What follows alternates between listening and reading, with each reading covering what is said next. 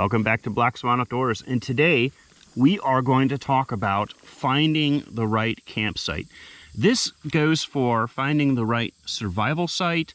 The same principles apply for finding the right emergency bivvy or whatever. If you want to find a place to stay overnight, a lot of these same principles and rules apply. Now, obviously, if you're in a survival situation, you may or may not have all of the same tools or some of the features or some of the priorities that we're going to talk about today. So you'll have to kind of augment a little bit what I'm saying. But this is absolutely fundamental to understand before you even begin start building your shelters. So one of the criticisms I have for a lot of kind of survival trainers out there is that they spend a lot more time on shelter building and different techniques and such, but they spend absolutely no time in talking about where to build that shelter. And so I've seen online primarily a lot of different people, even big name people, who are setting up their survival shelters or their bush camps in places where they really shouldn't do that for a lot of reasons, which we'll talk about today. And so one of the things that I think is really important to understand about this is that you can put up a tent anywhere, or you can build a survival shelter anywhere, but the performance of that shelter or that tent is going to be dictated oftentimes by the environment around you. So you can be really awesome with building this super cool shelter and then still get wet or still get cold because you haven't factored in all of the things that you should beforehand. So with that all being said, I like to separate my campsite options off in kind of macro decisions and micro decisions. If you have a map available, if you have a topographical map available, this is where I'm going to start making a lot of my macro decisions in the planning phases of my trip. So if you have the option to plan, like in a survival situation, obviously you wouldn't, then you're going to start making some of these decisions about your campsite selection before you even get, before you put your hiking boots on. And so what I'm talking about with macro decisions are some of the things that you kind of want to keep in mind, some guiding principles that you want to keep in mind as you're approaching your site. And then when you get to your site, you're going to start making what I call micro decisions. And these micro decisions are going to fine tune the campsite decisions that you're going to make. So once you get boots on ground, and you actually see the physicality of the site, the layout of the site, the things that you don't see in the topographical map, then you start needing to make some different decisions and being agile in those decisions so that you're making, so you're doing what's right for not only you, but also your environment, which is very important. So the first thing I'm going to think about are the rules and regulations of that park. So I'll call that just restrictions. So the first restriction I'm going to think about is, are my campsites restricted? If my campsite selection is restricted to formal campsites, say a specific area on the map, then that's going to make a lot of my decisions easier. I'm just going to have to deal with the poor planning that park person did when they planned out that campsite. And that's just part of outdoors. That's just part of camping. So the second thing, and one of the things I want to talk about too is, and this is very important from the bushcraft and the survival community, being a responsible user means not trashing the environment. And so, if you have the choice between a developed campsite, you want to concentrate your usage there so that you're protecting the natural resources around you. And I see a lot of bushcraft and survival people go out into woods and wild areas, and they just hack the shit out of things, and for absolutely no reason. They build a shelter for a YouTube video that they're going to sleep in for one night. And so they're doing a lot of ecological damage for no real value or gain. So I want to just be cognizant of that. And I'm not being critical of that. I'm just saying, that's an important caveat, at least to myself. And I don't want to sound preachy, but a lot of people are very irresponsible on their outdoor ethics in the survival and bushcraft community. So once I've kind of determined that this area doesn't have restrictions, then I'm going to consider are there going to be some or that the campsites aren't restricted, or I'm not restricted to a specific site. Are there some kind of restrictions that I'm going to need to keep in mind? Those restrictions could be, okay, if I can camp anywhere, the restriction might be you can camp anywhere, but you have to be X amount of feet off the trail. Okay, that's great. And that's really important to adhere to. Not only is it rude for other people that have to walk around your tent, and believe me, I've been out hiking in areas where people had gotten lazy and set up their tent directly on a trail. I've seen it multiple times. So it's rude, to do that. But then also, it's also not the best decision for the animals that are in that environment. So a lot of animals use our trails to move and navigate through.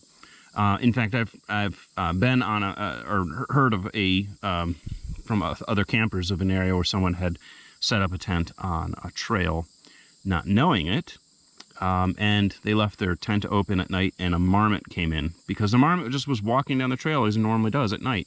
And so that was very unfortunate for everybody in this situation. Deer, even coyotes, bears, things like that are going to be using human trails to move. So it's best not to upset the interaction by creating interaction unnecessarily with them. Okay, enough said about that. The other restriction I'm going to think about is fire. So if I'm going to have a fire, I'm going to have my campsite in an area where there's fuel. Because why carry fuel? Why have to, I want to set up in an area where I have fuel. And the same principle goes with water. If I'm going to be finding a site, water is extremely heavy. Water is more important than fuel. If for a modern backpacker or a camper, water is heavier, and it's more important. You can get by in a night without having a campfire. I know it sucks. Everyone likes to have a fire, but it's not needed. It's a luxury. It's not a necessity. Now, in a survival situation, that's going to be different because you're going to need materials for building a shelter. You're going to need lots of fuel to keep that fire going as a signaling and for warmth and potentially cooking or whatever, but primarily for water, for your own safety.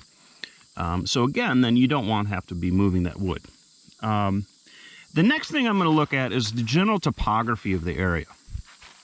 And so when I'm looking for a different campsite and I want to consider where I want to stay, that's going to be dictated by the overall environment. And the best thing I can do is look at the topography and be able to start determining where I want to have my campsite or set up my shelter.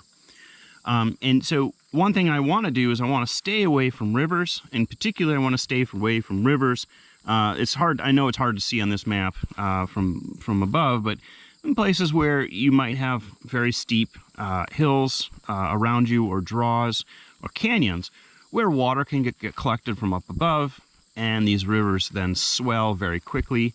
And even if, especially in western environments where you have a thunderstorm miles away, that flash flooding that comes can actually carry downstream very quickly. And so you want to be thoughtful about that. The other thing too is you don't really want to, if you can get around it, you don't want to stay on unstable sandbars and islands for that same reason, if possible. Now, sometimes it's the only thing you can do, and you have to be reasonable about that. But know that sandbars can collapse, undertows can take people in. It happens all the time. Even though it's really nice to camp out on a sandbar or an island, that can potentially happen on river systems. So just keep that in mind as you're looking for a site. Generally speaking, we want to have our campsite 200 feet away from water regardless. If we can do that, if we can make that decision, that way our interactions with the environment is going to be lessened. So that's in our interactions with wildlife, same as a trail. Wildlife use rivers as essentially as means of transportation, but the drinking and so on. But also, we don't want to contaminate that water with our food, our waste, and things of that nature. So, we're not going to be bathing in water. We're going to the river's edge to get the water and then bring that water to our campsite. We don't want to be introducing soaps and again food and things like that. So if given the ability to do that, we want to be away. Now, obviously there are some places where campsites are designated on the water, and that's fine. The point is if you can make the decision protecting the environment, always err on the side of the environment, not yourself. With topography and wind and water comes mosquitoes or bugs. And if you want to find a campsite that, for example, is not going to have as many bugs at night, then you're going to want a campsite that's going to be in clear open areas like a peninsula or up high on the topography where you're going to have a little bit more wind and the bug pressure is going to be a lot less. Second, then, is I would talk about is overall temperature when we're thinking about our campsites and our places. So, although I apologize again, it might be hard to see in the map, but an area like this where you have a big valley is where cold air is going to settle.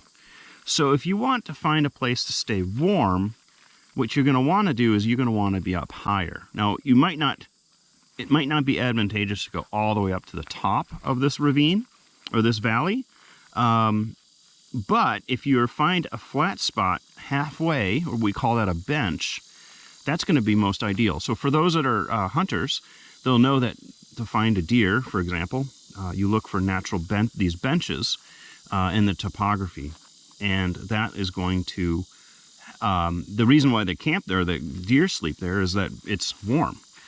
So if you need to find a campsite or a place to camp and you're worried about being cold, you certainly want to be on a bench. Now, if you're next to a large body of water, I'm talking like a really large lake or an ocean, the temperature and the wind is going to also vary too and should be calculated in your campsite. So water has a kind of a leveling effect where it could be potentially a little bit warmer and a little bit cooler by those large bodies of water, similar to tree cover. So here, I'm going to have, this is white, so this area is going to be open area. So if I had a starry night, for example, in this area, all of the heat that's in and around the surface of the ground is going to go right up into the sky, and this is going to be much, much colder of an area than, say, this area that's forested. And alternatively, so if I wanted to find a cooler area in the summer, it's going to be in here. So I could find 10 degrees, it could be a difference of 10 degrees or more of heat just by being in cover. So the tree cover is going to hold that heat in, but it's also going to be keeping the excess heat out. So it'll be 10 degrees warmer and 10 degrees cooler. So if I'm worried about the elements, and I want to be protected from the wind, I want to be protected from heat and cold, I'm going to look for that bench, if I can, where maybe even there's wood in that area. So the next thing I'm going to think about are, aside from flooding, and drowning is a very serious concern, is that, I've literally seen people building survival shelters on like water, like in potential flood zones, like. And just as bad are people that go up to the very, very top of like a mountain space or an open area and set up a campsite that might have a great view, but it's also now creating a danger for lightning. So if you're in a mountainous area, that might be something to be very concerned with. As you're climbing, you're becoming supercharged with positive protons, and you become essentially a walking lightning magnet. You want to think about that. If you're canoeing on big water, very similarly, you're the tallest thing out in the big water. You want to be close to that shore, but not so close that if a tree was to get hit, it would fall on your canoe. You want to be you know, kind of in a nice sweet spot, not in that open water. So, okay. So these are some of the bigger kind of decisions that we're going to think about. And then, and again, once I get to the site, I'm going to be able to determine a little bit better about what I'm going to see. So next up here, we're going to do the micro decisions that we called in the campsite.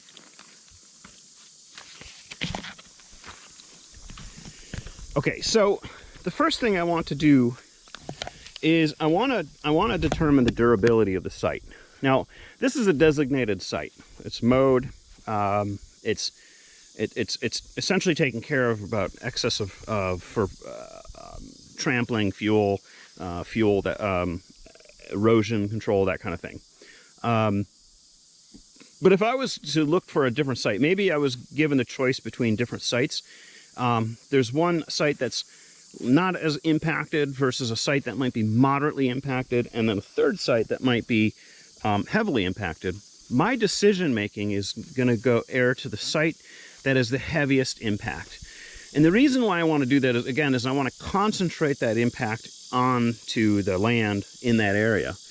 I'm then, if I have the choice, then a lightly impacted area, I might choose to go to the lightly impacted. And what I'll try to do is avoid a kind of a mediumly impacted area. So that way, the area, that campsite has some time to regenerate and to kind of come back to life, so to speak. So I think that's a really kind of important point, and it's kind of a decision that you have to make on call. So it's not going to be the easiest.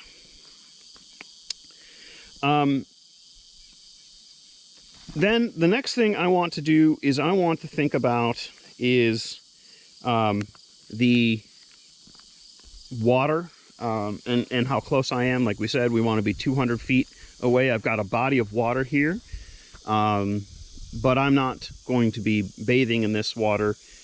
This will be just getting drinking water, essentially, and that's pretty much it.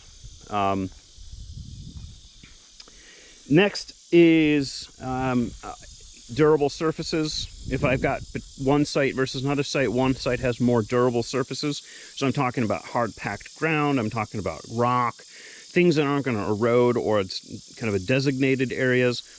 I want to go into those areas. Same with trails. If you're hiking on trail, you want to stay on the trail. Again, we're thinking about concentrating that impact on places where impact happens. And what we want to do in a pristine environment is we want to disperse. So if I'm coming into this area here and I'm trying to decide where I'm going to lay out my tents and cooking area and campfire and all that, I want to concentrate it all in this area. And if this was a wilderness site that was not developed, then I want to do is disperse. So I'm going to have a tent up here, a tent back there, a tent maybe on that side, wherever. And that was going to help lessen the overall impact of the area. And now determining where I'm going to set up and how I'm going to set up my tent, I use the 3 W's: wildlife, widowmakers, and weather. Wildlife, widowmakers, weather, or wind and water. Sorry. I got get all confused. 4 W's. And so the first thing I'll do is water. We talked about the dangers of flooding, so I don't need to talk more about that. But the one thing I will talk about that I think is really important is the micro depressions in the ground. And so in an area that's low-lying, like right here, although this might be flat and is great for the campsite for throwing up a tent, if I did have any rain, it's right down below a hill right here that has some open from vegetation. So that water is just going to run right down into this depression, and it's going to puddle in there. So if I set up a survival shelter here and it rained, I might be dry from all the foliage I put on my shelter, but that water is just going to wash underneath and make me cold and wet regardless. So all of that time and energy I put into building that shelter was for nothing. And the same goes with throwing up a tent. You can set up your tent and do a really great job with pitching a tent, But if you're in a depression like this, you're just going to wake up wet. Next is going to be wind and weather overall. So I want to make sure that I'm setting up my tent so it's into the wind, so that I create kind of an aeroplane dynamic where the wind goes up and over that tent. Same with my shelter. So I don't want to put my, for example, my door into the direct wind if I want to stay warm, you know. So I want to think about how my door is going to set up. And a lot of times tents are designed that way. Or if I want that wind, like in a tent, I want to keep my tent cool because it's hot, then I want to think about how that air is going to flow in or through or over my tent. So very important, and very important with your shelter, especially if it's a one-sided shelter. Where's that wind coming from so I can protect myself from the wind? And where then am I going to set my fire so I can stay protected? Next is wildlife. Wildlife is really important. So one thing I'm going to look for, and this might be hard to see on this, is game trails. So there's a game trail here, which means deer, raccoons, other animals are going to be moving through here. So although I'm going to stay at my campsite here, I'm not going to make sure that I don't set up my tent right next to this game trail so that I'm upsetting that animal's transportation, but also keeping animals away from coming in directly to my tent at night. And so just something to think about here, to be courteous. The other thing I'm going to think about with animals is food. So they're coming to this creek to drink, and they could be coming to this to these raspberries to eat. So if I'm worried about bears, or if I'm worried about raccoons or whatever coming into my site, I might think about, you know, not setting up my tent near a food source, for example. And then the next thing with wildlife is bear bags and putting up a bear bag. I want to make sure that I have at my campsite, I have some trees, if I can, to put up my bear bag. So I have 2 trees right here, 2 walnut trees, and I can string up a bear bag on that site between these 2 trees. Now, bear bags aren't necessarily just for bears. In places where there's lots of rodent pressure, chipmunks and things like that, they can wreak just as much havoc getting into your food, and raccoons as well. So if you're really relying on your food for, you know, protecting your food from animals, wildlife, regardless of whether you have black bears in your area, you might want to consider throwing your food up into a tree. And you can do that even in a regular state park. You might look a little goofy, but it's going to protect your food from getting ransacked by raccoons. I've had that happen plenty of times in state parks where people are very careless with their food, and raccoons come in and can open up your cooler and go haywire. So just something to think about.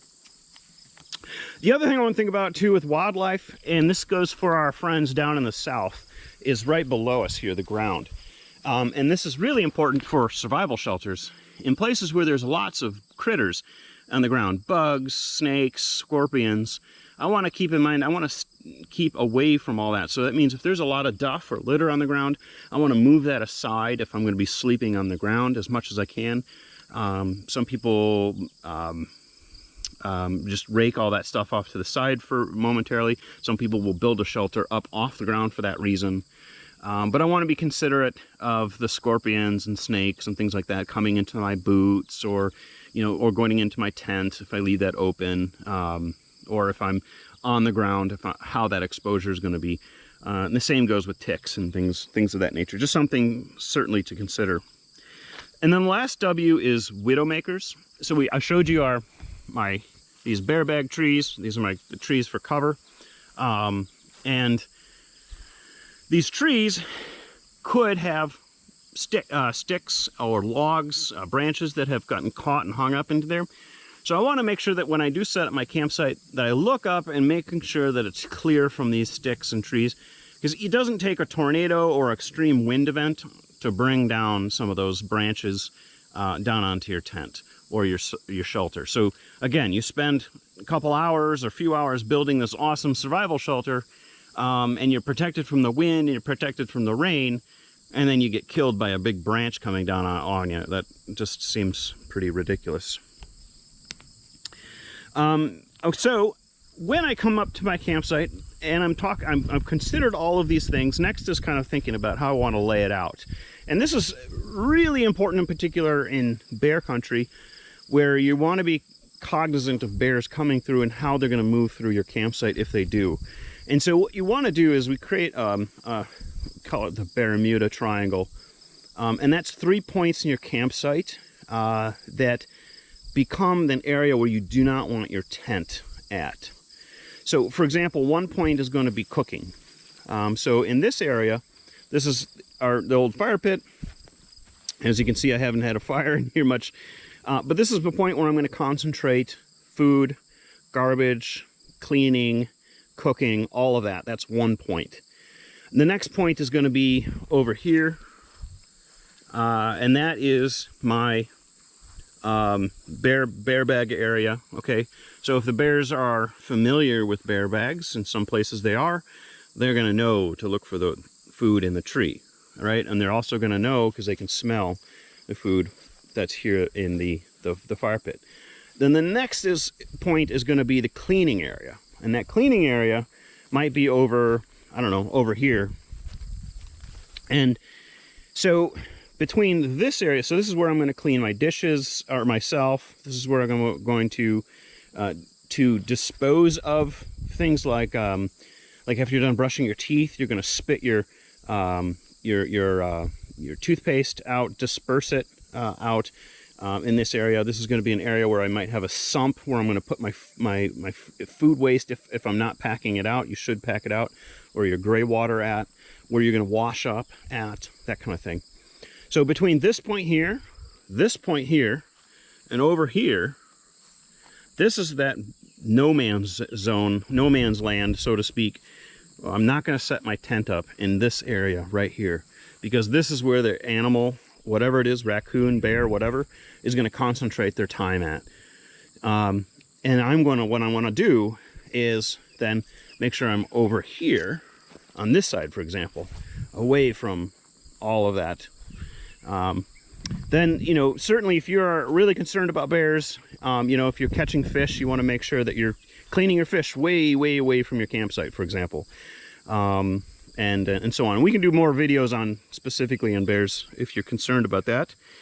And then the last thing I'll say, which is then my next kind of just determining, I've figured out my 4 W's. Okay, I've figured out my Bermuda Triangle. I've figured out my stations. The next kind of part is like, what am I going to do next? And the first thing I'm going to do when I get to that campsite and I've decided that we are going to stay here and this is what that layout's going to look like, I'm going to take my shoes off. I'm going to put on a pair of sandals, and I'm going to try to alleviate excess wear and tear on that campsite. So I'm going to take my boots off. It's going to feel really good to have a new pair of shoes on, something lighter, but it's going to take much less impact on the ground that I've changed my shoes, from my boots. After I've changed into my boots, then the very first thing I'm going to do is I'm going to put up a tarp. And this way, if bad weather comes in, I can put all of my gear under that tarp. We can cook under that tarp. We're going to be protected.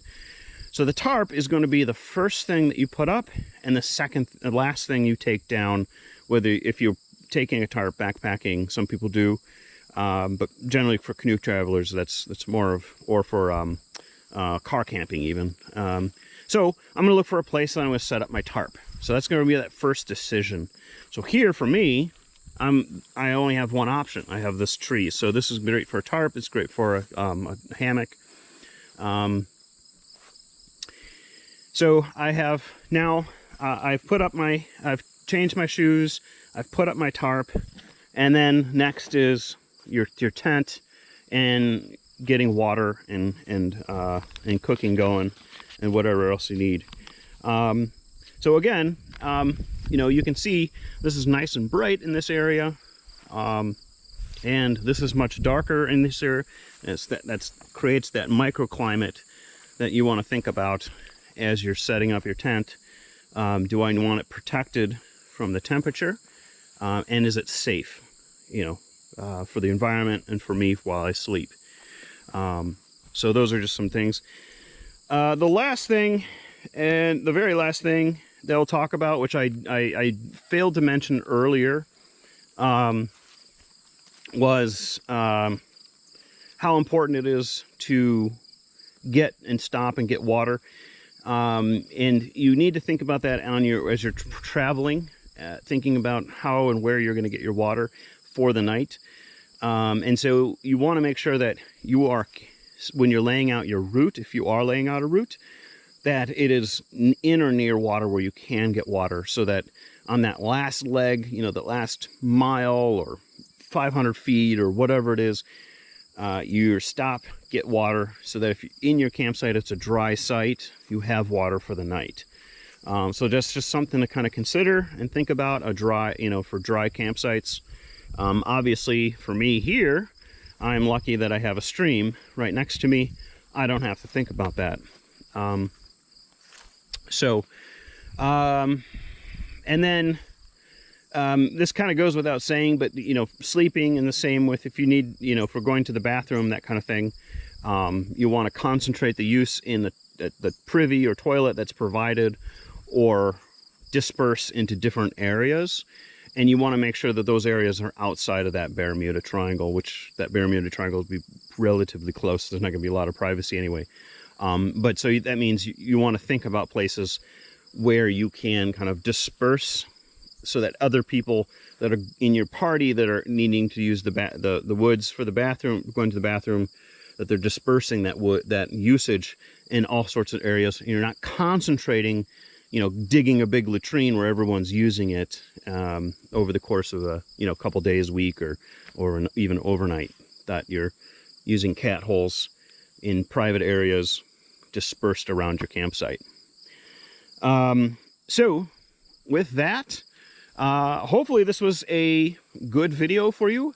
If you've got any questions, please let me know. I'd be happy to answer any of your questions or comments down below if I missed something. But more videos are on the way.